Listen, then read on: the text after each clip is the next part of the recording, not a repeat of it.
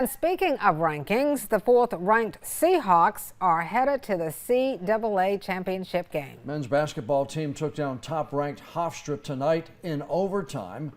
A lot of teal in the seats at walk-ons for the watch party in tonight's semifinal game.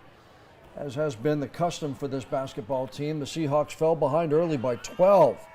Battled back, though, led for most of the second half before Hofstra forced overtime. In the extra period, UNCW held Hofstra to just 2 free throws in the 5 minutes. Seahawks won 79-73. Great game for Trezarian White, 21 points, 11 rebounds. Fourth-seeded UNCW now plays in the championship game tomorrow night against the winner of the other semifinal, Charleston or Towson. That game is still being played.